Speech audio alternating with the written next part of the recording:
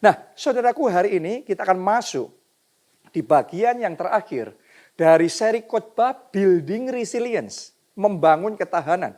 Selama sebulan ini kita sudah belajar membangun ketahanan iman. Anda masih ingat? Ya, membangun ketahanan keuangan.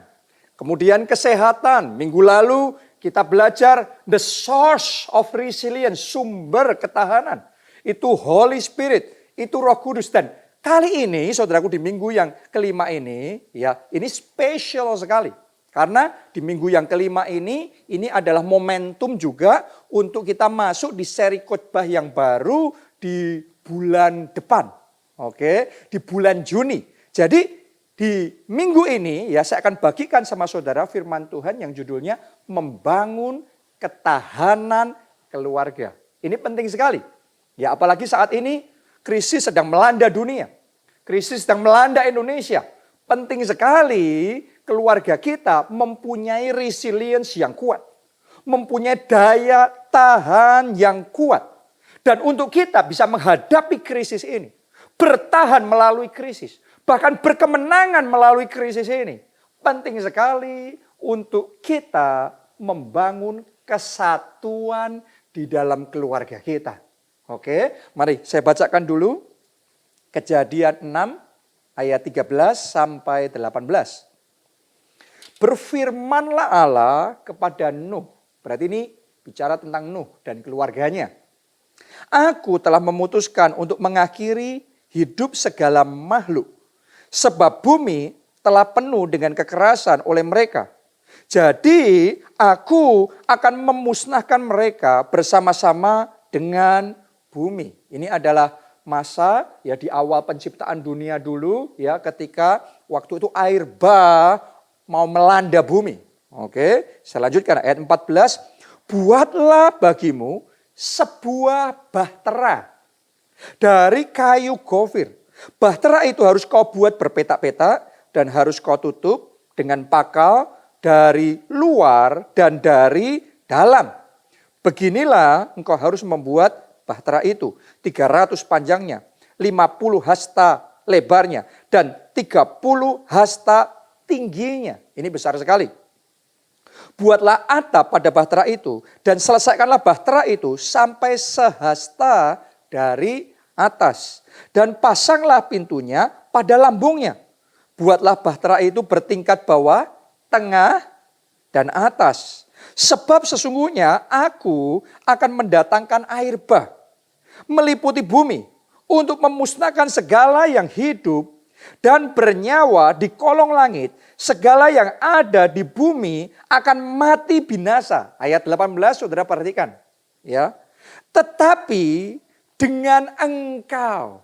Nah saudara yang anak-anak Tuhan, saya percaya covenant ini, perjanjian ini Tuhan juga buat saudara dan saya. Oke, ya. Tetapi dengan engkau, aku akan mengadakan perjanjianku. Dan engkau akan masuk ke dalam bahtera itu. Engkau bersama-sama dengan anak-anakmu dan istrimu dan istri anak-anakmu. Oke, nah nanti Anda bisa baca ayat ini dengan lengkap di rumah. Tapi singkat ceritanya ya kita mungkin cukup familiar dengan kisah ini. Waktu air bah melanda bumi, semuanya binasa. Binatang binasa, manusia binasa. Tapi Nuh dan keluarganya diselamatkan. Oh, saya percaya ini yang Tuhan akan kerjakan buat saudara. Sementara krisis melanda dunia. Sementara wabah sakit penyakit, virus corona melanda dunia. Saya mau katakan kepada saudara, buat Anda dan saya yang percaya, Anda diselamatkan. Keluarga saudara diselamatkan. Oke, dan kalau saya bisa ngomong begini, Nuh dan keluarganya bisa selamat. Karena mereka bersatu. Karena ada kesatuan di dalam keluarga itu. Kenapa kok saya bisa ngomong Nuh dan keluarganya bersatu? Simple. Ya, karena pesan untuk membangun bahtera yang besar itu Tuhan ngomongnya hanya sama Nuh. Tuhan tidak ngomong sama istrinya, Tuhan tidak ngomong sama anak-anaknya, menantunya, no. Tuhan ngomongnya sama Nuh. Dan urusan membangun bahtera itu proyek besar. Saudaraku, kalau boleh saya ngomong sama saudara, ukuran bahtera yang tadi kita baca, kalau kita terjemahkan di ukuran yang kita pahami, maka ukuran bahtera itu ya 133 meter panjangnya. Anda bayangkan? Oke. Ya, 22 meter lebarnya. Mungkin rumah saudara aja nggak sebesar ini. Ya. Dan 13 meter tingginya. Oh, ini proyek yang super besar. Jadi tidak ada kemungkinan membangun proyek seperti ini, skala sebesar ini dikerjakan Nuh sendiri. Nggak mungkin. Ya, kalau mereka bisa membangun bahtera itu, pasti pertama pertolongan Tuhan. Tapi yang kedua, pasti keluarganya membantu. Jadi sekalipun keluarganya tidak secara langsung mendengar pesan yang dari Tuhan untuk membangun bahtera, tetapi di keluarga itu ada kesatuan. Untuk mengerjakan pesan Tuhan, mereka bersatu. Untuk membangun bahtera keluarga mereka, mereka bersatu. Dan karena mereka bersatu, maka bahtera itu jadi. Bukan hanya bahtera itu jadi, mereka bisa selamat. Yang lainnya binasa, tapi karena mereka bersatu, maka mereka selamat. Hari ini saya mau ngomong sama saudara. Mungkin yang sedang kita hadapi bukan air bah seperti di zaman Nuh. Tapi yang kita hadapi saat ini juga gelombang besar, krisis yang besar, resesi ekonomi. Bahkan ada yang ngomong depresi ekonomi, ya, krisis keuangan, wabah sakit penyakit, virus corona yang sangat menular dan mematikan. Saya mau ngomong sama saudara, ini yang terjadi adalah gelombang yang besar, goncangan yang besar. Dan kalau kita mau bertahan, saya mau katakan sama saudara, tangkap pesan Tuhan hari ini, keluarga kita harus bersatu.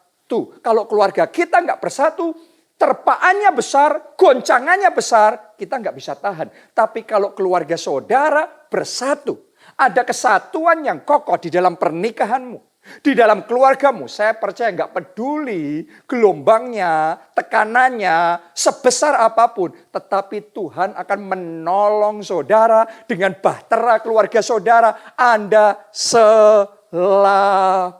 Saya berdoa penyertaan dan perlindungan Tuhan, mujizat dari Tuhan, pengurapan Tuhan membuat saudara selamat. Pernikahanmu selamat. Anak-anak saudara, orang tua saudara selamat. Keluarga saudara selamat. Amin. Haleluya. Jadi yang namanya krisis, Tuhan bisa pakai justru mendatangkan kebaikan bagi keluarga kita. Oke, kalau kita mau meresponi dengan benar. Khususnya buat saudara yang mau buka hati dan mendengarkan pesan Tuhan ini. Oke, mungkin saudara nggak dengar Tuhan langsung ngomong sama saudara. Saya percaya Tuhan sedang bicara kepada Pak Obaja. Tuhan bicara sama saya.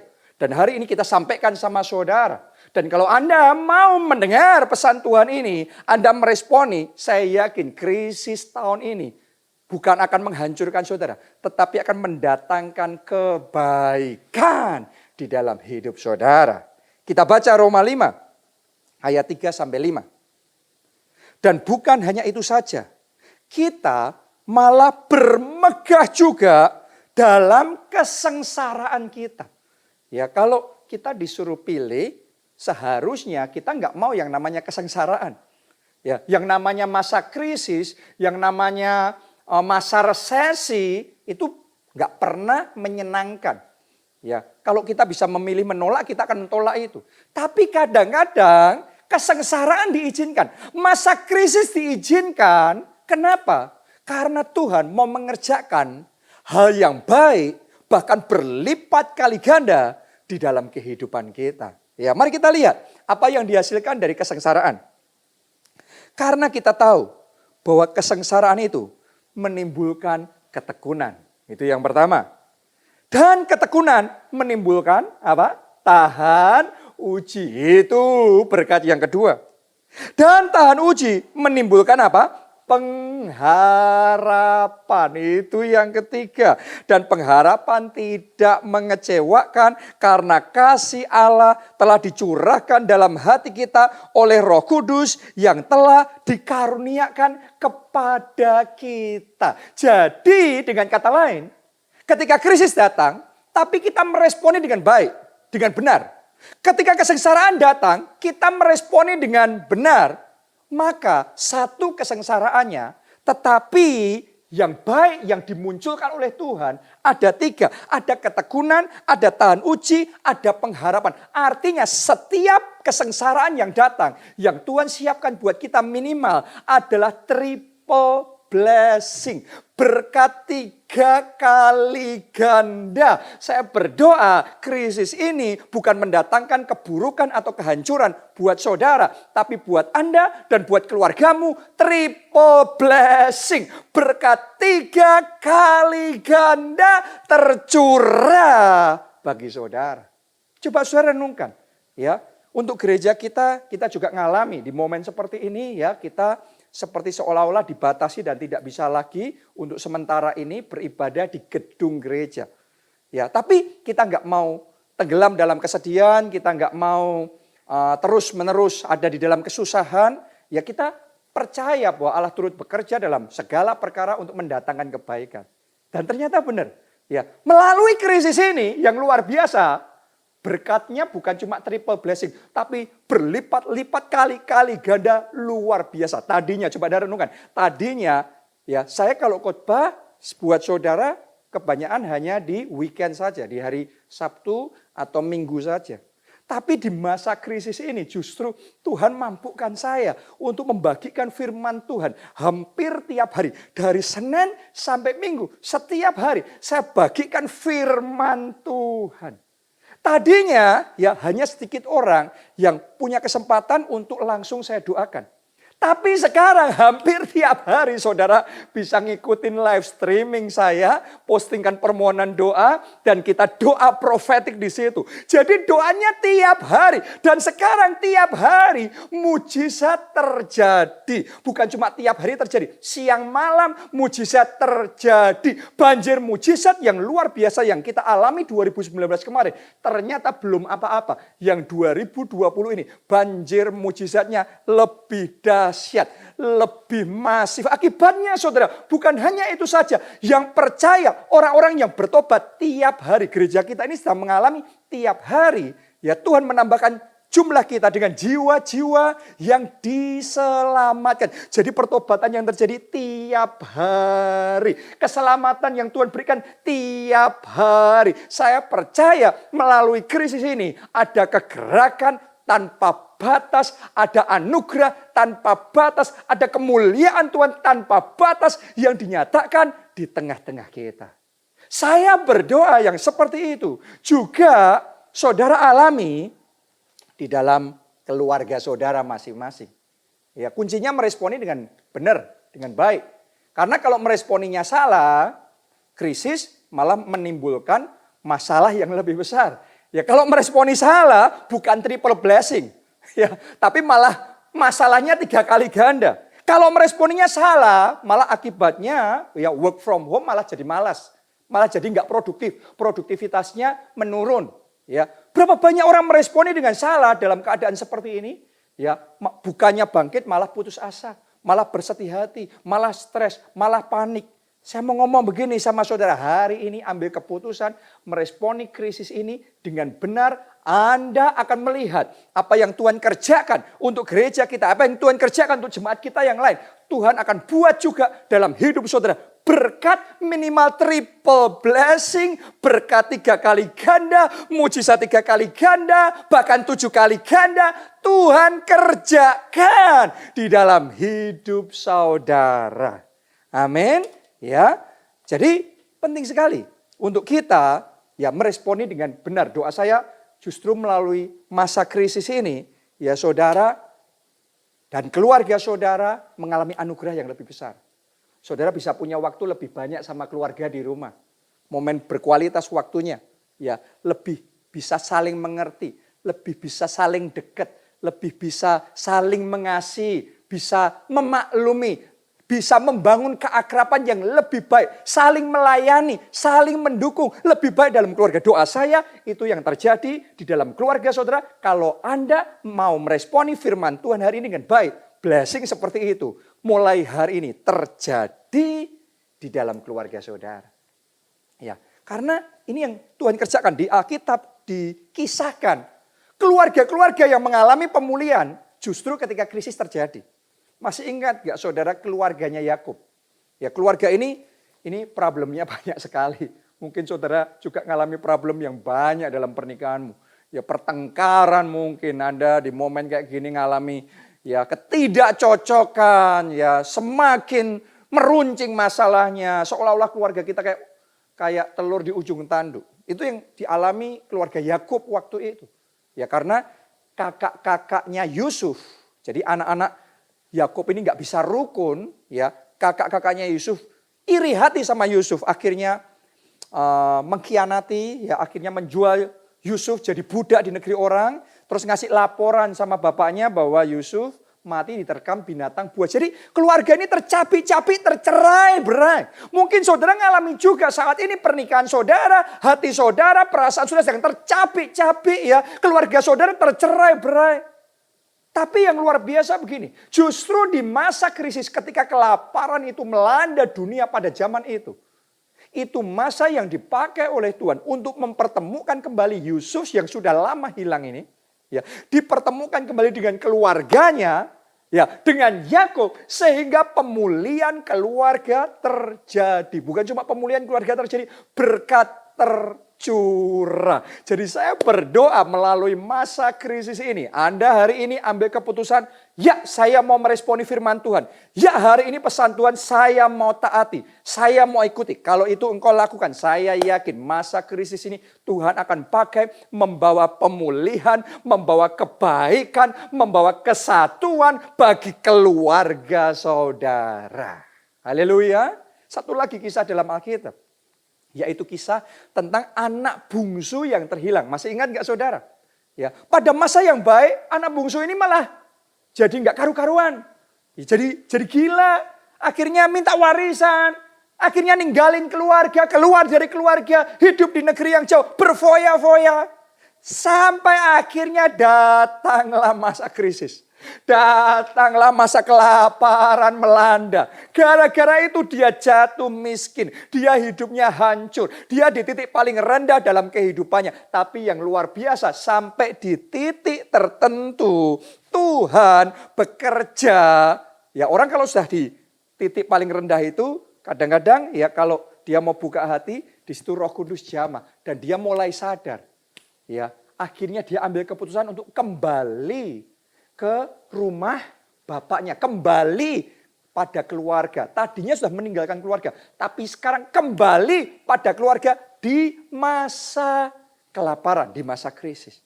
Jadi ini yang saya mau doakan, Tuhan kerjakan untuk keluarga saudara yang mungkin suami saudara meninggalkan keluarga, orang tua saudara, ayah saudara lama meninggalkan keluarga, hidup gak benar, hidup kacau, berantakan, gak karu-karuan hidupnya. Tapi saya berdoa, Anda yang mau taat, Anda yang mau meresponi firman Tuhan hari ini, Roh Kudus bekerja di keluarga saudara, Roh Kudus berkarya dengan cara yang ajaib, menjamah hati-hati itu, melampaui pikiran dan bayangan kita, dan doa saya pemulihan keluarga terjadi.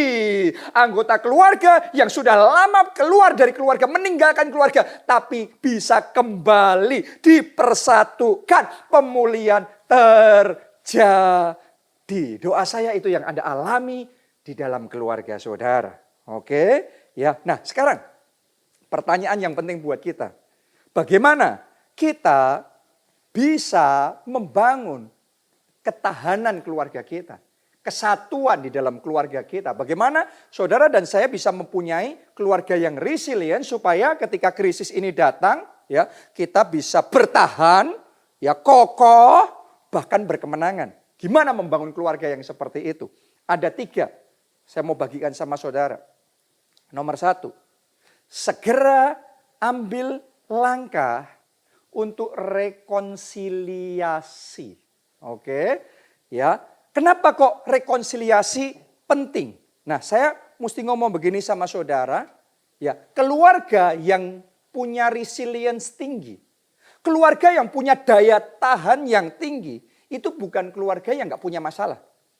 Ya, semua keluarga, percaya saya saudaraku, semua keluarga punya masalahnya masing-masing. Kalau ada keluarga yang tampaknya nggak punya masalah, cuma kita aja yang nggak ngerti masalah keluarganya mereka. Mau mereka pendeta, mau mereka hamba Tuhan, mau mereka rohani seperti apa, ya siapapun tuh, mau mereka kayanya kayak gimana, tingginya jabatannya seperti apa. Saya mau ngomong sama saudara, setiap keluarga punya masalah.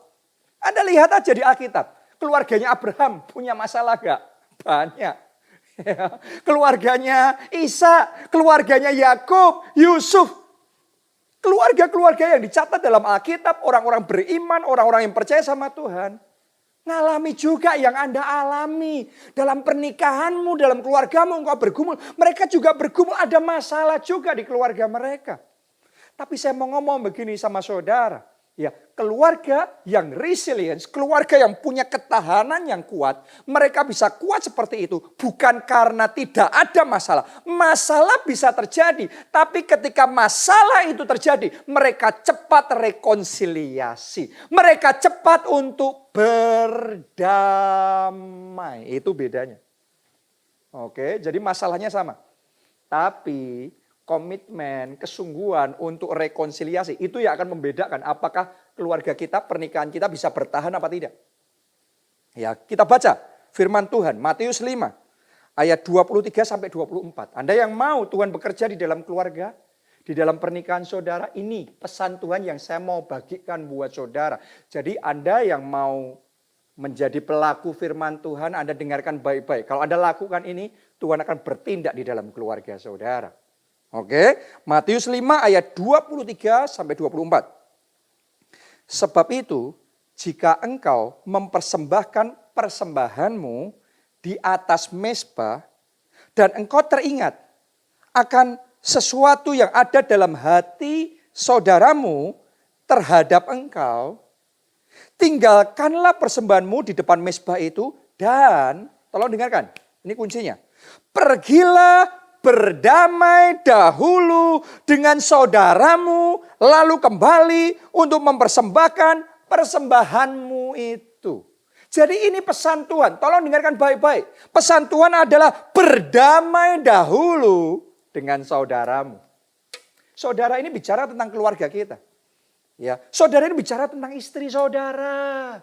Ada para suami yang mungkin berapa waktu ini sedang bertengkar dengan istri saudara. Waduh, ada kesalahpahaman, ada ketidakcocokan.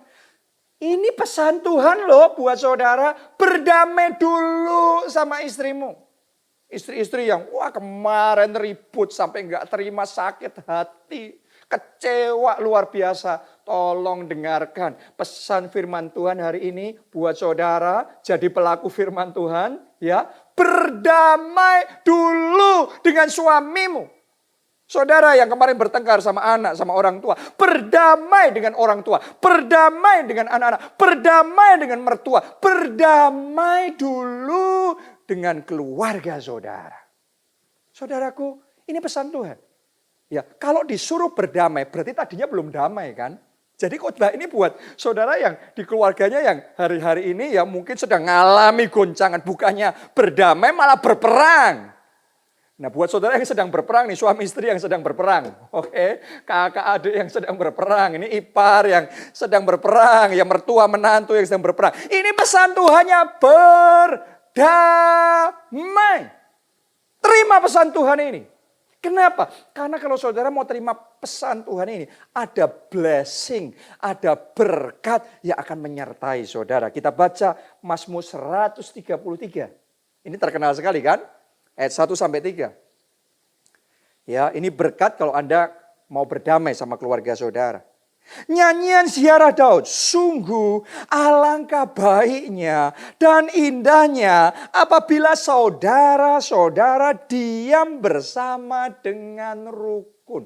Di mata Tuhan kalau engkau sama suamimu rukun itu indah, baik.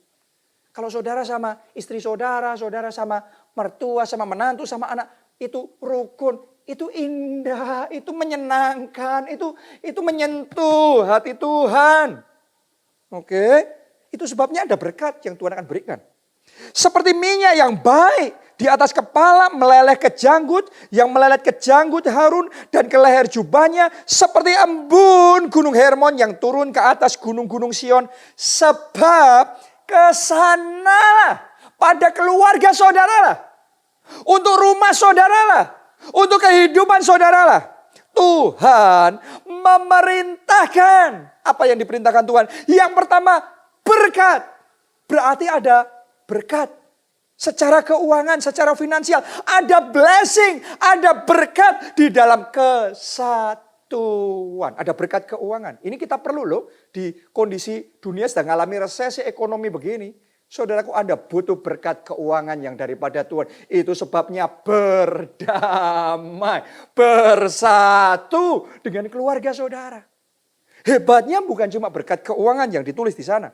Yang pertama berkat, yang kedua kehidupan untuk selama-lamanya. Kehidupan di sini bicara tentang kesehatan. Kehidupan juga bicara tentang kesembuhan. Kehidupan bicara tentang perlindungan, penyertaan Tuhan, umur panjang yang Tuhan karuniakan kepada kita. Dan semuanya itu Tuhan berikan kalau kita punya kesatuan dan kedamaian di dalam keluarga kita. Jadi hari ini saya ajak saudara, ayo, memang saya tahu nggak gampang ya, karena untuk berdamai itu kan kita harus ngalahin ego kita kan. Ya kita sudah nggak enakan sama istri, nggak enakan sama suami. Kayaknya yang ya sudah duluan ya kayaknya yang kalah. Tapi saya mau ngomong, nggak ada yang kalah, nggak ada yang menang. Anda lakukan itu, Anda yang berbesar hati. Dan saudara akan terima anugerah, Anda akan terima special blessing yang dari Tuhan. Jadi saya mau dorong saudara sekali lagi, berdamai dengan keluarga saudara. Itu pesan Tuhan loh, saya sampaikan ini. Sekarang terserah saudara mau respon apa tidak. Tapi saya percaya saudara, jemaat keluarga Allah, saudara yang mau meresponi firman Tuhan ini, Anda akan melihat blessing, berkat kehidupan dicurahkan untuk hidup saudara. Itu yang pertama. Yang kedua sekarang. Yang kedua, untuk membangun ketahanan keluarga yang kokoh. Yang kedua, tingkatkan komitmen saudara buat keluarga. Ya, tingkatkan komitmen. Karena gini, kadang-kadang ada suami istri yang bukannya cerai, masih hidup serumah, ada bersama-sama.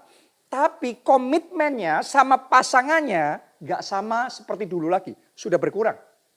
Ya, suami sudah nggak terlalu perhatian lagi sama istrinya, sibuk sendiri sama pekerjaannya. Istri punya aktivitasnya sendiri, nggak terlalu ngurusin soal suaminya. Jadi komitmennya, fokusnya, perhatiannya, perjuangannya sama keluarga nggak sama lagi. Sudah ngalami penurunan. Hari ini pesan firman Tuhan, tingkatkan kembali komitmen saudara buat keluarga saudara. Oke, Anda coba renungkan. Nuh itu bisa melewati air bah yang besar yang melanda seluruh dunia pada zaman itu. Kenapa? Karena dia membangun bahtera yang kokoh.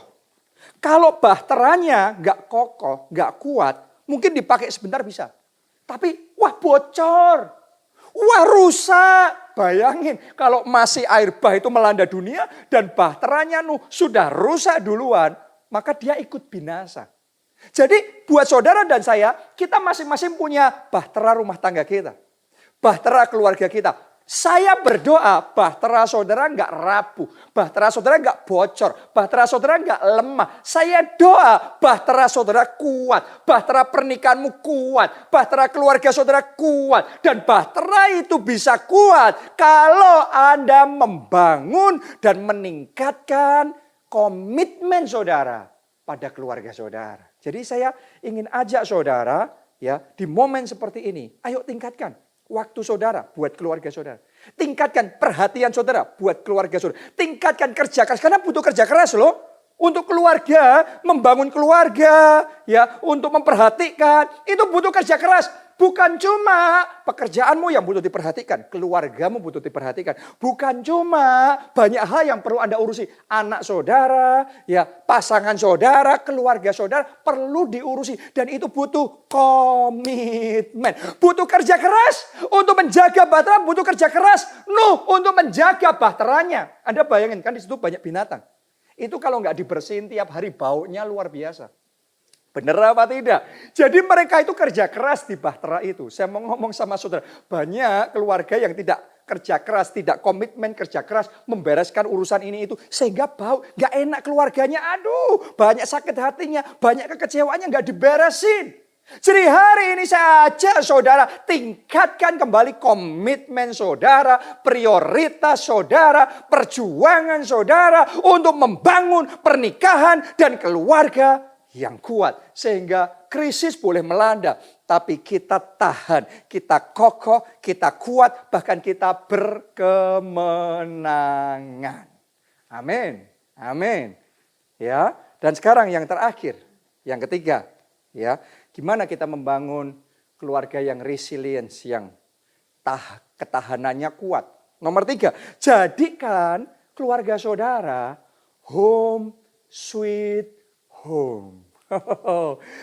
Jadikan rumahmu itu orang betah, orang nyaman, orang merasa suka berlama-lama tinggal di situ. Ya, saya bacakan dulu buat saudara Kejadian 6 ayat 21 sampai 22. Ini kembali sama Nuh ya dan bahteranya. Ini pesan Tuhan begini, dan engkau bawalah bagimu segala apa yang dapat dimakan. Jadi disuruh bawa makanan. Oke, kumpulkanlah itu padamu untuk menjadi makanan bagimu dan bagi mereka. Lalu Nuh melakukan semuanya itu tepat seperti yang diperintahkan Allah kepadanya, demikianlah dilakukannya. Jadi ternyata saudaraku, Nuh bisa mempunyai, ya bisa melewati masa air bah yang sangat besar itu. Pertama, karena dia punya bahtera kuat. Tapi yang kedua, karena di bahtera itu melimpah makanannya. Ya, sehingga di sini tercukupi semuanya. Sehingga bukan hanya dia bisa tahan tinggal di dalam bahtera itu bersama dengan keluarganya, tetapi keluarganya bisa nyaman di dalam bahtera itu. Jadi makanannya harus melimpah. Nah, hari ini saya mau ngomong begini sama saudara. Ya, ini sesuatu yang harus kita pahami. Di bahtera kita, makanannya juga harus melimpah. Artinya apa? Maksudnya gimana? Ya, kita itu saudaraku Tuhan ciptakan roh, jiwa, dan tubuh. Dan masing-masing bagian butuh makanan sendiri-sendiri. Tentunya ya untuk keluarga kita bisa jalan, kita butuh makanan secara jasmani. Jadi ada kebutuhan sehari-hari yang harus dipelihara, yang harus dicukupi. Ya, itu semuanya kita sudah tahu. Itu sebabnya saya mau fokus lebih daripada kebutuhan jasmani, ya, tapi pada kebutuhan secara jiwa. Yang kedua, kan pertama secara jasmani, yang kedua secara jiwa. Saudara harus tahu, ya, ada yang namanya kebutuhan secara jiwa, ada yang namanya makanan jiwa. Ya, yang namanya manusia, saudaraku, yang namanya suami butuh loh dihargai sama istrinya. Kalau ngomong nggak direndahin terus, nggak dibanding-bandingin sama yang lain, nggak ditantang-tantang. Suami butuh dihargai. Oke, para suami sebaliknya. Istrimu juga punya kebutuhan. Butuhnya apa? Butuhnya diperhatikan, dipedulikan, dimengerti. Ya, kita nggak sewenang-wenang. Ya, tapi kita ngerti keadaan dia, kita ngerti yang dia rasakan, kita bisa paham, kita bisa support dia. Ya, anak-anak saudara butuh loh waktu saudara, butuh perhatian saudara. Yang namanya manusia itu butuh untuk dimengerti, butuh untuk dikasih, butuh untuk diterima apa adanya, butuh untuk dipuji. Itu kebutuhan jiwa dan saya berdoa makanan jiwa di bahtera keluarga saudara mulai hari ini berlimpah-limpah. Saya berdoa kasih Allah mengalir dengan deras. Sehingga mulai hari ini ada makanan jiwa yang berlimpah-limpah di dalam bahtera keluarga saudara. Oke, itu yang kedua. Yang ketiga saudaraku, kita juga harus menyediakan makanan secara roh. Karena kita manusia roh. Ya, bukan hanya secara jiwa dan secara tubuh.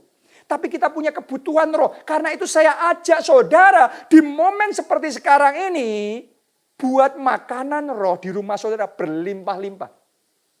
Pastikan firman Tuhan di rumah saudara berlimpah-limpah. Makanya mungkin kita perlu bangun lagi mesbah keluarga. Pastikan hadiran dan pengurapan Tuhan di rumah saudara berlimpah-limpah. Makanya saudara ikutin live streaming Pondok Daud itu diperdengarkan di rumah saudara. Sehingga suasana pujian, penyembahan, hadirat Tuhan, pengurapan Tuhan berlimpah-limpah. Kalau kebutuhan ini semuanya berlimpah-limpah, ya khususnya roh dan jiwa ini berlimpah-limpah.